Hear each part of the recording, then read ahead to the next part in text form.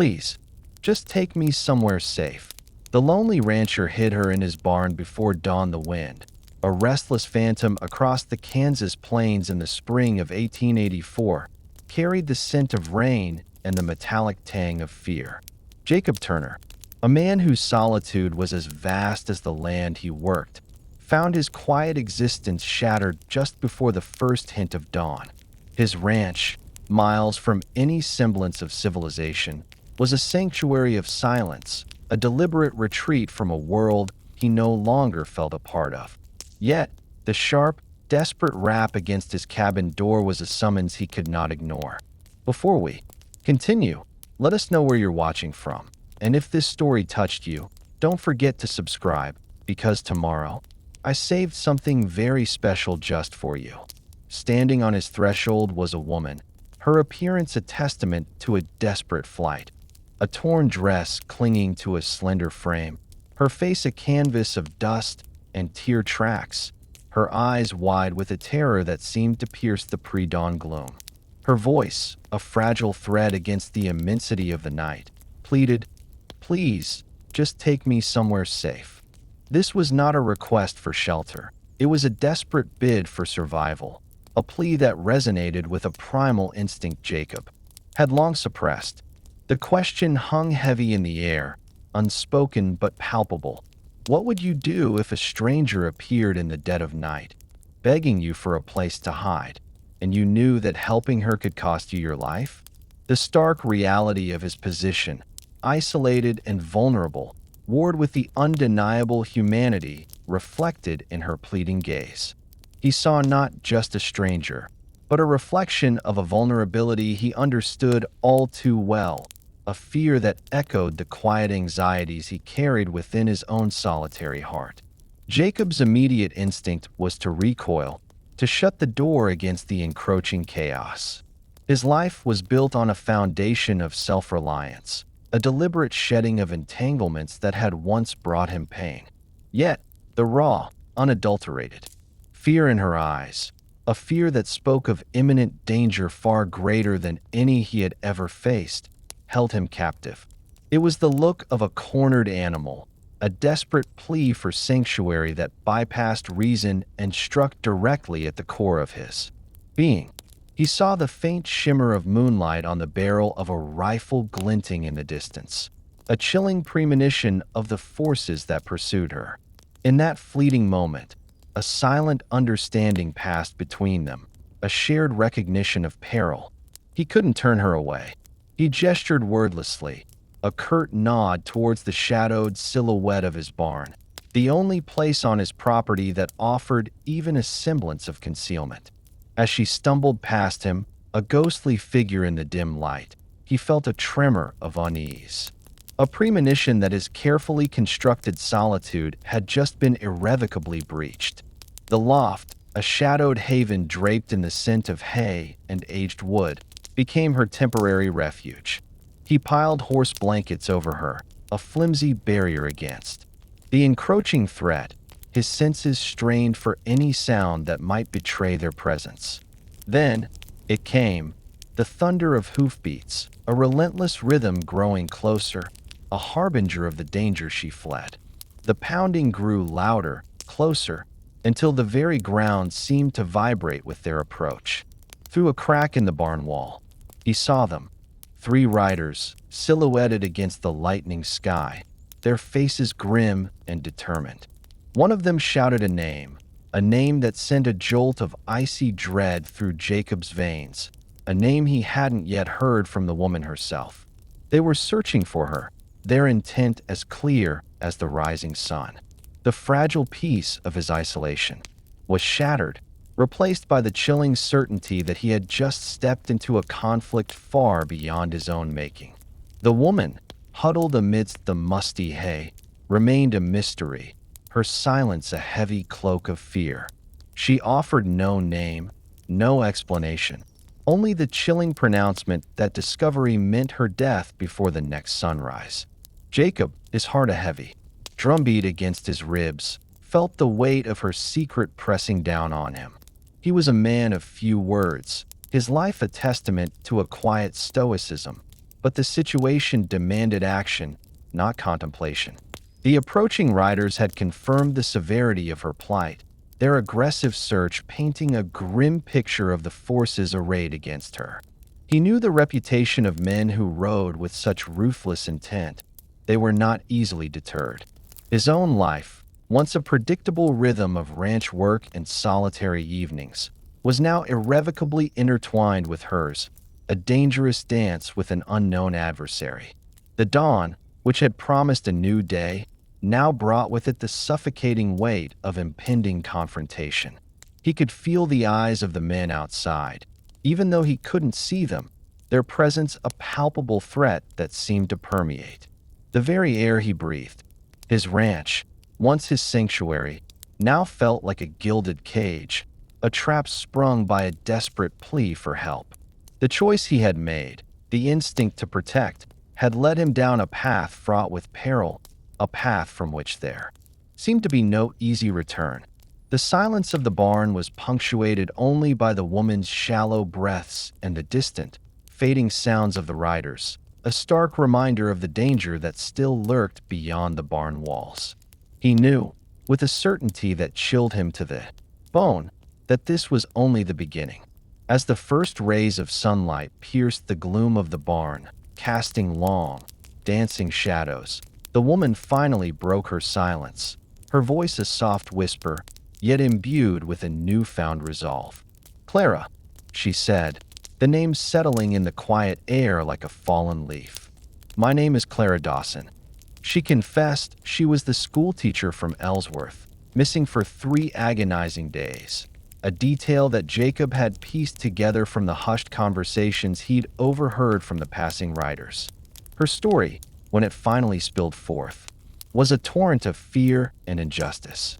She had witnessed something that had placed her directly in the crosshairs of local corruption. The sheriff, Wade Carson, a man sworn to uphold the law, was in league with outlaws, his integrity compromised by greed. Clara, with her keen eyes and unwavering sense of right, had seen him accepting bribes, her discovery making her a liability. Carson, she explained, wanted her silenced, permanently. Jacob listened, his initial instinct to send her away warring with the stark reality of her situation. Carson's reach, she warned, was long and unforgiving. There was no safe harbor for her, not even in a neighboring town, as long as the sheriff was in power. He found himself caught in a moral quandary, his desire for his own peace clashing with the undeniable injustice Clara had exposed. The thought of turning her back out into the unforgiving plains, knowing the danger she faced, gnawed at him. He considered the implications, the risk to himself, but the image of her terror, the injustice of her plight, held him fast. He was no hero, just a rancher who preferred his own company. But Clara's courage in the face of such overwhelming odds stirred something within him, a flicker of defiance against the encroaching darkness. The fragile peace of the morning was a deceptive calm before the storm. As dusk settled, painting the sky in hues of bruised purple and fiery orange, the ominous sound of hoofbeats returned, closer this time, more menacing. Jacob's heart leaped into his throat. He found Clara by the barn door, her face pale, her eyes wide with renewed terror. He moved swiftly, grabbing his rifle, his own senses on high alert. He stationed himself inside the barn, a lone sentinel against the encroaching danger, the rough wood of the rifle stock a familiar, grounding weight in his hands. Through the cracks in the barn walls, he saw them again, the sheriff's men, circling his property, their movements deliberate and predatory. He could hear their guttural voices, the jingle of their spurs, the restless snorting of their horses. Then he heard the words that solidified his worst fears. The sheriff said, "He'll pay double if she's delivered alive." The implication was chillingly clear. Carson wasn't just trying to silence Clara. He wanted her alive, a twisted trophy, or perhaps for further interrogation, her fate sealed with a brutal finality. Jacob tightened his grip on the rifle, his knuckles white. He was no longer just a reluctant host. He was a protector, his quiet life irrevocably disrupted by the courage of a schoolteacher and the corruption of a lawman. The barn, once a place of refuge, had become a battleground, and he stood squarely in the middle of it, his loyalty and his life hanging in the balance. He knew that hiding her here was no longer an option. They would eventually find her. He had to move her, and he had to do it before the sheriff's men found a way in, before the dark of night offered them too much cover. The decision was made with the first hint of pre-dawn light, a desperate gamble born of necessity. Jacob moved with a quiet urgency, his movements economical and precise. He saddled his fastest horse, a powerful mare named Shadow, and prepared. His wagon, the rough-hewn wood groaning softly under his touch. Clara, her fear a palpable presence, watched as he worked, her gaze filled with a mixture of hope and apprehension. He covered her with a thick tarp in the wagon, a makeshift disguise that offered little comfort but was the best he could manage. Their destination, Salina, a town rumored to have a federal marshal, a man who might offer the protection Clara so desperately needed. The journey was fraught with tension, every rustle of leaves, every distant bird call, a potential alarm. Jacob kept to the back trails, his knowledge of the rugged terrain his only advantage. As they navigated a series of rocky gullies, the sound of approaching hoofbeats shattered the fragile silence. Shots rang out, sharp and deadly, followed by the frantic whinnying of horses. The sheriff's men had found them. A desperate chase ensued, dust billowing behind them as Jacob urged Shadow to her limits. He weaved through the treacherous landscape, using the natural contours of the land to his advantage, the mare's powerful stride eating up the ground. He plunged them into a shallow creek, the cold water swirling around the wagon, hoping to mask their tracks, to throw their pursuers off their scent. The water, however, could not wash away the fear, nor could it erase the sound of the pursuing horses. As they emerged from the creek bed, the landscape opening up before them, a chilling sight met Jacob's eyes. Blocking the road ahead, his silhouette stark against the rising sun, stood Sheriff Wade Carson himself, his hand resting on the butt of his revolver, a grim smile playing on his lips. Their attempt at escape had led them directly into the lion's den. The standoff was electric, a tableau of impending violence. Jacob's hand instinctively went to the reins, his mind racing for an escape, for any advantage. Clara, peeking out from beneath the tarp, her breath catching in her throat, saw the sheriff's cold, calculating gaze fixed on them. Just as Carson's hand began to move towards his weapon, a new sound cut through the tense silence. The distinctive clatter of a cavalry patrol approaching from the opposite direction. A federal marshal, alerted by a telegraph Jacob had managed to send days earlier from a remote outpost, arrived precisely at the moment of their greatest need. The sheriff, caught completely off guard, his plan unraveling before his eyes, visibly stiffened. The marshal, a man of imposing presence and steely resolve, dismounted, his gaze sweeping over the scene, his eyes lingering on Carson's drawn weapon. The confrontation was swift and decisive. Carson, his corruption exposed and his authority undermined, was apprehended for corruption and attempted murder. Clara, her ordeal finally at an end, was offered protection, a chance to testify and ensure justice was served.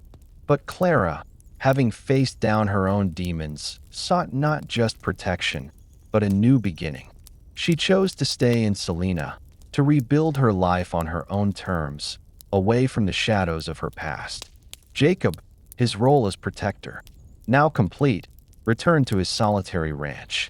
The wind still swept across the plains, but the silence no longer felt so absolute. He was a man who had opened his door to a stranger, and in doing so, had found an unexpected connection. Months later, letters began to arrive, Clara's familiar script gracing the envelopes, a testament to the fragile bond forged in fear and resilience. The lonely rancher, for the first time in years, had a reason to look forward to the mail, a quiet reminder that even in the vast emptiness of the frontier, human connection could bloom in the most unexpected of places. In the Old West, trust was a rare commodity, a fragile bloom in a harsh landscape. But sometimes, opening your door in the dark to a stranger's desperate plea could bring you the light you didn't even know you needed, illuminating the path to a future brighter than the past. The burgeoning connection between Jacob and Clara, initially a fragile tendril of shared vulnerability, began to deepen into something more substantial during their shared ordeal. It wasn't merely the shared danger that bonded them, but the way their individual strengths complemented each other in the face of adversity.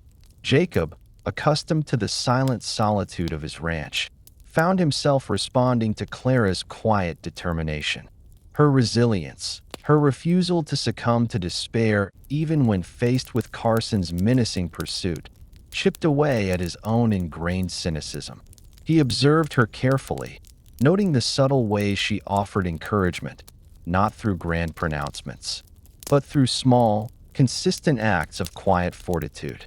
For instance, during a particularly harrowing moment when they believed themselves cornered, Clara, despite her own trembling hands, had managed a weak smile and a soft word of reassurance to Jacob, a gesture that, in its unexpectedness, bolstered his resolve more than any weapon could have.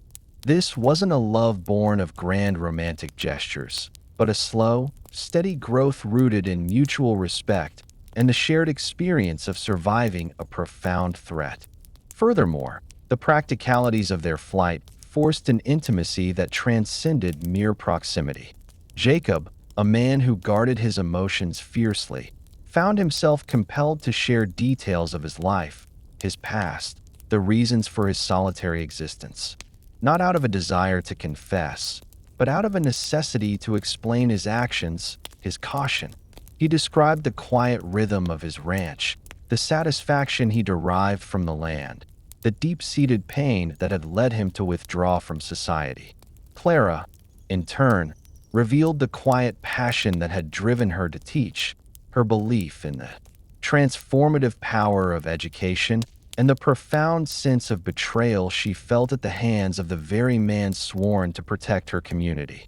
Their shared vulnerability created an unspoken trust, a space where they could both be imperfect, fearful, and yet undeniably strong. Consider, for example, the moment they navigated the treacherous creek bed. Jacob, focused on the immediate danger, was momentarily distracted by a sudden shift in the wagon's balance.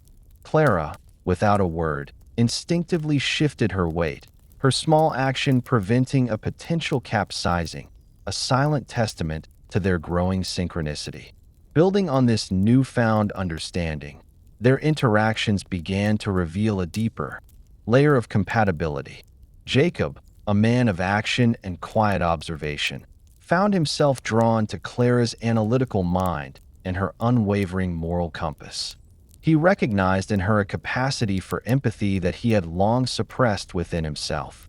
When they sought refuge in the barn, it was Clara who noticed the subtle signs of Carson's men circling, pointing out details Jacob, focused on the immediate threat, might have overlooked. Her keen observational skills, honed by her profession, provided a crucial advantage, a different perspective that enhanced their collective survival. Conversely, Jacob's intimate knowledge of the land, his ability to read the subtle shifts in weather and terrain, provided the practical means for their escape. He knew, for instance, which trails were less traveled, which ravines offered the best cover, knowledge gleaned from years of solitary exploration. This dynamic interplay of their individual skills, their complementary strengths, began to forge a bond that was both practical and profoundly emotional, a partnership built not on grand declarations, but on the quiet, consistent understanding that together they were more capable than they were apart. This shared reliance, this mutual bolstering of each other's strengths, was the true foundation of their burgeoning affection. The unfolding of Clara's past in the dim confines of the barn, a narrative woven with threads of courage and betrayal, illuminated not just the immediate danger, but also the quiet strength that had characterized her life before this harrowing flight. Her decision to leave Ellsworth wasn't a sudden impulse. It was the culmination of a growing unease, a gnawing certainty that the corruption she had witnessed was a rot that would spread if left unchecked. She recounted, with a composure that belied the terror still etched on her face, the subtle shifts in Sheriff Carson's demeanor, the hushed conversations she'd overheard near the jailhouse, the way certain individuals seemed to operate with an impunity that defied local law. This wasn't merely about seeing a bribe exchanged. It was about recognizing a systemic decay, a moral compromise that threatened the very fabric of their community. Now, consider how this applies when you face a situation where you witness wrongdoing, but the perpetrator holds a position of authority.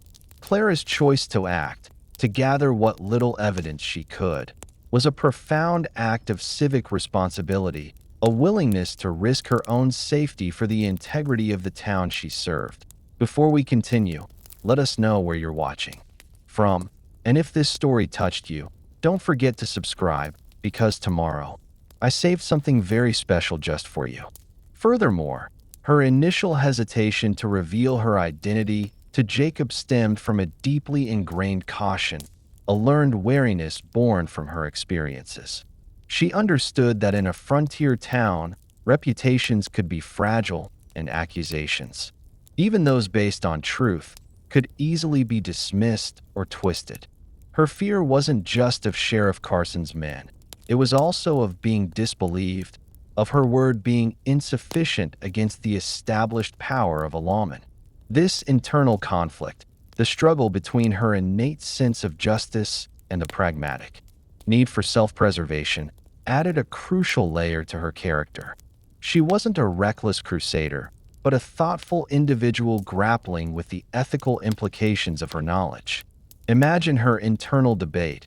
Reporting Carson could mean ostracization, disbelief, or worse, retribution without any guarantee of justice.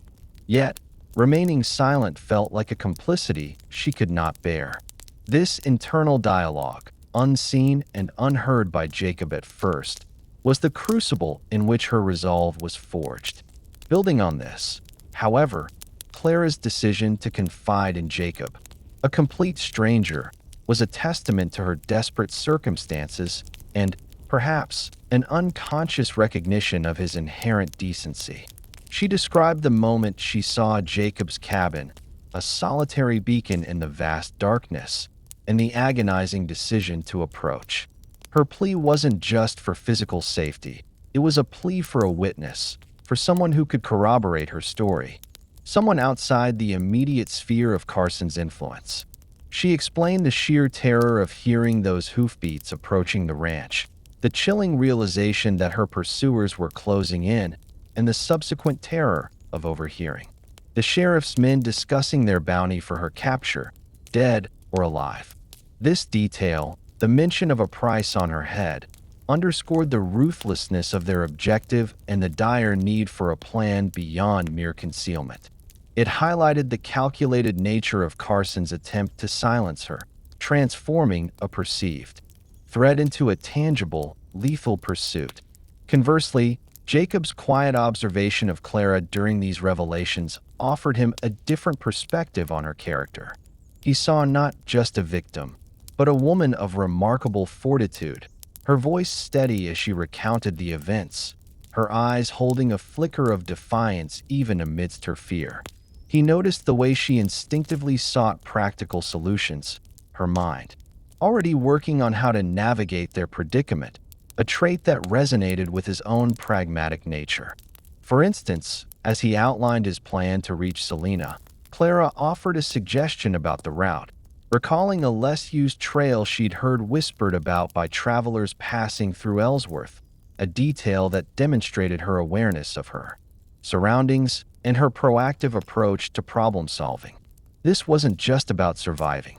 It was about actively seeking a path toward resolution, a testament to her inner strength and her refusal to be merely a passive passenger in her own fate. The desperate flight towards Selena, a journey dictated by the immediate threat of Sheriff Carson's pursuit, revealed a nascent dynamic between Jacob and Clara that went beyond mere shared survival. It was in the quiet moments between bursts of adrenaline, during the tense stretches of riding under the vast, indifferent sky, that their connection deepened, revealing layers of character that neither had anticipated. Now consider how this applies when you find yourself relying on someone whose life experiences are vastly different from your own. Jacob, a man whose world had shrunk to the confines of his ranch, found his perspective subtly shifting as Clara spoke of her life in Ellsworth. She described the bustling social dynamics of the town, the importance of community gatherings, and the subtle nuances of social interactions, all foreign concepts to Jacob, who had deliberately insulated himself from such complexities. Her accounts of teaching, of patiently guiding young minds, revealed a dedication and a resilience that Jacob, a man of the soil and the solitary pursuit of his livelihood, found both alien and admirable. He saw in her an active engagement with the world, a willingness to connect and to nurture, which stood in stark contrast to his own carefully cultivated detachment. Furthermore, their shared predicament forced Jacob to confront aspects of his own character that he had long kept buried. His ingrained caution, a survival mechanism honed by past disappointments, was challenged by Clara's inherent optimism, her belief in the possibility of justice even in the face of overwhelming odds. When their wagon was spotted, it was Clara who, despite her own terror, noticed the glint of sunlight off a distant metal object, a detail that allowed Jacob to anticipate the direction of the approaching riders. This wasn't a matter of luck. It was Clara's keen observation, her ability to process information under duress, that provided Jacob with a critical tactical advantage.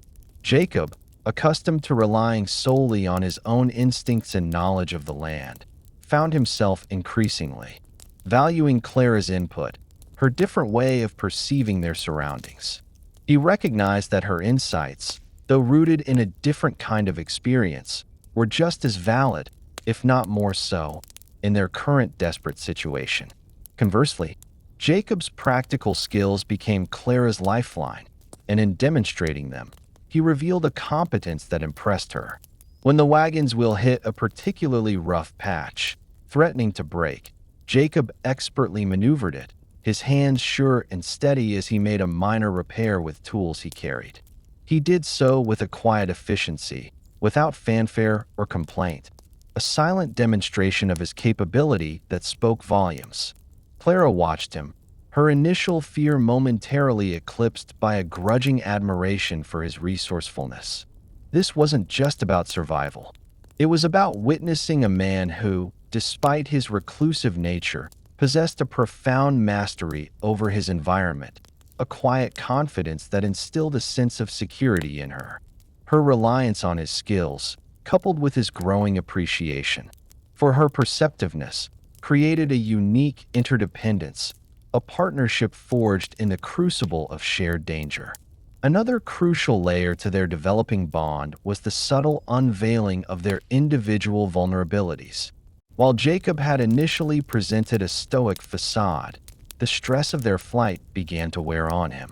During a brief respite, as they paused to let their horses drink from a hidden stream, Jacob's hand trembled slightly as he offered Clara a canteen of water. It was a fleeting gesture, easily missed, but Clara, attuned to his subtle shifts in demeanor, noticed it. She offered a quiet word of understanding, not pity, but a shared acknowledgement of the immense pressure they were both under. This moment of shared human frailty, a crack in Jacob's carefully constructed armor, allowed Clara to see beyond the solitary rancher and recognize the man beneath, a man grappling with his own fears and the weight of his unexpected responsibility. This mutual recognition of vulnerability, the quiet understanding that neither of them was invincible, was perhaps the most potent element in their burgeoning connection, a silent acknowledgement that in their shared precariousness, they were not entirely alone. Before we continue, let us know where you're watching from. And if this story touched you, don't forget to subscribe, because tomorrow, I saved something very special just for you. The tense standoff at the road's end, with Sheriff Carson's menacing presence, served as a stark catalyst, forcing Jacob and Clara into a critical juncture where their nascent trust would be tested not by evasion, but by direct confrontation. Now, consider how this applies when the perceived safety of flight is abruptly replaced by the immediate threat of capture. Jacob's ingrained instinct for self-preservation, a trait that had served him well in his isolated existence, was now amplified by the responsibility he felt for Clara. His mind raced, not with escape routes, but with defensive strategies. He assessed the terrain, the placement of Carson's men, the limited cover available. He observed the sheriff's posture, the subtle tension in his shoulders, the predatory glint in his eyes, all indicators of a man accustomed to wielding authority through intimidation. This was a different kind of pressure than the quiet anxieties of his ranch. It was the immediate, visceral threat of violence, demanding a calculated, immediate response. Conversely, Clara, hidden beneath the wagon's tarp, was not merely a passive observer of her impending doom. Her earlier experiences had honed her ability to glean crucial information from seemingly innocuous details.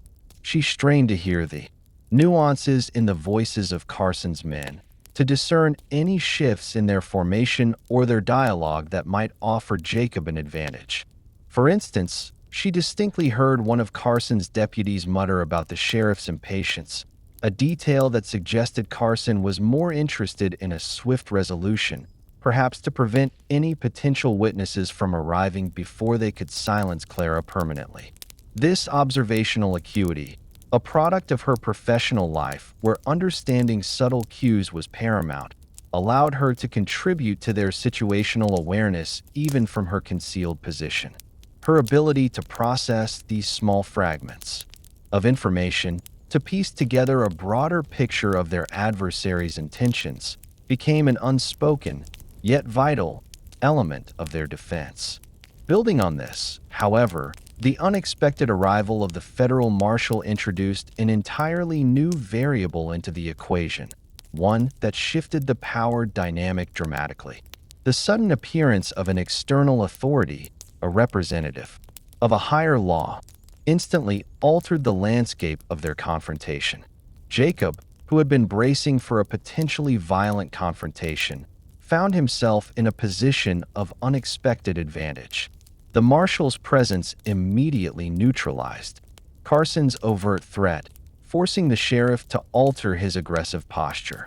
Now, consider how this applies when an unforeseen intervention disrupts a carefully planned confrontation. Jacob watched as the marshal, a man whose bearing exuded an air of quiet authority, assessed the scene with a practiced eye, his gaze lingering on Carson's drawn weapon and the concealed figure of Clara. This external validation of their predicament, the implicit recognition that they were not alone in their struggle against injustice, provided a profound sense of relief, not just for Jacob, but undoubtedly for Clara as well. Consequently, Clara's decision to remain in Salina, rather than seeking immediate protection or returning to her former life, revealed a deeper evolution in her character. Her ordeal had not broken her spirit. It had, in fact, solidified her resolve to confront the corruption she had uncovered. Her request to stay and rebuild her life was not a sign of lingering fear, but a declaration of her commitment to justice. She understood that merely escaping Carson's immediate grasp was insufficient. True safety lay in ensuring that his corruption was exposed and rectified. This desire for systemic change, for the restoration of integrity within The community demonstrated a maturity and a civic responsibility that extended far beyond her personal safety.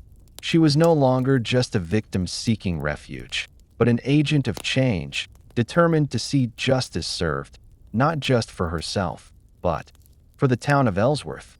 This proactive stance, this willingness to engage with the aftermath of their ordeal, underscored a profound personal growth, transforming her from a fugitive into a catalyst for reform. The days Jacob spent tending his ranch after Clara's departure were marked by a subtle, yet profound, shift in his perception of his own solitude. It wasn't that the silence of the plains was any less profound, but rather that the memory of Clara's presence had introduced a new resonance within it. Now, consider how this applies when the quiet of your own company is suddenly punctuated by the echoes of another's voice, another's presence. He found himself replaying their conversations, not with the analytical detachment he usually applied to his work, but with a nascent curiosity about the world beyond his fences, a world Clara had so vividly, if unintentionally, described. He'd catch himself pausing in his tasks, his gaze drifting towards the horizon, imagining her navigating the streets of Salina, forging a new path with the same quiet tenacity she had displayed in his barn. This wasn't a longing for her return, but a quiet acknowledgement of the impact she had made on his carefully constructed isolation. His routine, once a source of predictable comfort, now felt like a blank canvas, waiting for a splash of color he hadn't realized he craved. Furthermore, the letters from Clara, arriving with a steady cadence, served as tangible anchors to this new reality. Each envelope, bearing her neat, deliberate script, represented not just an update on her progress, but a window into a life lived with purpose and resilience. He learned of her efforts to establish a small lending library for the children of Salina, her tenacious negotiations with the town council for resources, and her quiet determination to create a space for learning and growth. These were not stories of grand heroism, but of persistent, everyday acts of courage, the kind of quiet fortitude that Jacob understood and respected. Building on this, however, he began to recognize a subtle parallel between her efforts and his own dedication to his ranch. Both involved nurturing something fragile into strength, whether it was a young mind or a herd of cattle. This parallel, once unnoticed, now became a quiet point of connection, a shared understanding of the dedication required to cultivate growth and sustain life. Conversely, the practicality of Jacob's life, his ingrained self-reliance, found an unexpected outlet in his correspondence. While Clara wrote of societal advancements and community building, Jacob's letters were often filled with the grounded details of his ranch, the health of his livestock, the vagaries of the weather, the quiet satisfaction of a well-mended fence. Yet, even these simple accounts carried an unspoken weight, a subtle invitation for her to share in his world, even from afar. He found himself describing the changing seasons with a newfound appreciation, the way the prairie wildflowers bloomed after the rain, the silent majesty of a star-filled night sky, elements he had always taken for granted but now felt compelled to share. Another crucial layer to this evolving dynamic was Jacob's own internal shift regarding trust. His past had taught him to be wary, to expect the worst, but Clara's unwavering honesty and her commitment to justice had begun to chip away at those defenses. He found himself anticipating her letters, not with suspicion, but with a genuine interest in her well-being and her progress. This burgeoning trust, a fragile seedling pushing through the hardened earth of his past experiences, represented a significant emotional step for him. This internal transformation manifested in subtle ways. He began to engage more readily with the infrequent travelers who passed his way, no longer retreating into his shell, but offering a brief, polite greeting, a willingness to acknowledge their presence. It was as if Clara's courage had inadvertently granted him permission to be a little less isolated, a little more connected to the world he had so deliberately shunned. He even found himself considering the possibility of visiting Selena, not to intrude on Clara's new life, but simply to see the town she spoke of with such quiet pride, to witness firsthand the community she was helping to shape. Now consider how this applies when the boundaries of your own world begin to expand, not through external force, but through the quiet influence of another's life. His solitary existence, once a source of both comfort and quiet despair, was now imbued with a new potential, a future that held the possibility of connection, a future he hadn't dared to imagine before Clara's desperate knock on his door. Reflecting on this journey so far, the quiet solitude of Jacob's life, once a self-imposed fortress against the world's harsh realities, has been irrevocably altered. The stark isolation that defined his existence has been softened, not by the intrusion of unwanted noise, but by the subtle yet powerful resonance of shared vulnerability and quiet courage. The initial act of opening his door, a moment of instinct, against ingrained caution, has rippled outward, reshaping his internal landscape. The very essence of his carefully constructed detachment has begun to yield, not to a dramatic upheaval, but to a gentle erosion, revealing the possibility of connection, where he had long seen only emptiness. In light of these insights, the path forward becomes clearer, not in its destination, but in the understanding of the forces that have propelled the narrative to this pivotal juncture. The disparate elements of fear and resilience, of corruption, and unexpected integrity have converged not into a simple resolution, but into a complex tapestry of human experience. The trials faced, the unspoken understandings forged in moments of extreme peril, have woven a pattern of mutual reliance, hinting at a deeper capacity for human connection that transcends initial reservations. It's akin to watching a landscape emerge from a dense fog. The forms are still indistinct, but the presence of something significant, something transformative, is undeniable.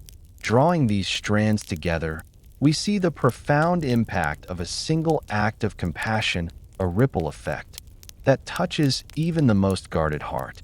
The narrative has moved beyond the immediate crisis, delving into the subtle shifts that occur when one's carefully guarded world is unexpectedly illuminated by the presence of another. This journey has illuminated how the necessity of survival can, paradoxically, foster a deeper understanding of oneself and the potential for meaningful engagement with the world, even for those who have long sought to remain apart. As we pivot towards the final reflection, the cumulative effect of these interwoven threads suggests a broader truth about the human spirit's capacity for growth and connection, even in the most unlikely of circumstances. The quiet strength unearthed, the unexpected bonds formed, all point towards a profound realization about the nature of safety and the unexpected places it can be found. The Kansas wind, a constant companion on Jacob's isolated ranch, now seemed to carry a different song, one tinged with the memory of a desperate plea and the quiet strength that had answered it. The solitude, once a deliberate choice, a shield against past hurts, had been unexpectedly breached by Clara's arrival, and in its wake, a profound transformation had begun. It wasn't the dramatic upheaval of a storm, but the subtle, persistent erosion of ingrained habits, the slow thawing of a heart long accustomed to the frost. Jacob, the man who had built his life on the silent certainty of his own company, found himself looking at the horizon not with the resignation of isolation, but with a nascent curiosity, a quiet anticipation for the letters that arrived like whispers from a world he had long since abandoned. These weren't just missives. They were testaments to resilience, proof that even in the face of profound injustice, the human spirit could not only endure but also flourish, actively shaping a future rather than merely surviving the present. Clara's journey, from a terrified, fugitive hidden in his barn to a determined force for good in Selena, served as a powerful counterpoint to Jacob's own measured evolution. Her courage, born of necessity, had illuminated the quiet strength that lay dormant within him. He saw in her unwavering commitment to justice, her relentless pursuit of integrity, a reflection of a moral compass he had long suppressed. Her actions weren't born of a desire for personal glory, but from a deep-seated belief in the inherent value of community and the responsibility each individual held to uphold its principles. The practicalities of their shared flight, the moments of shared fear and quiet understanding, had forged a bond that transcended the circumstances of their meeting. It was a connection built not on grand pronouncements or passionate declarations, but on the silent acknowledgement of shared humanity, on the quiet recognition of each other's strengths and vulnerabilities. The true impact of Clara's presence lay not in the dramatic events that had transpired, but in the subtle recalibration of Jacob's perspective. His carefully constructed solitude, once a sanctuary, now felt like a prelude to something more. He had learned that true safety wasn't found in isolation, but in the courage to connect, to extend a hand even when the instinct was to withdraw.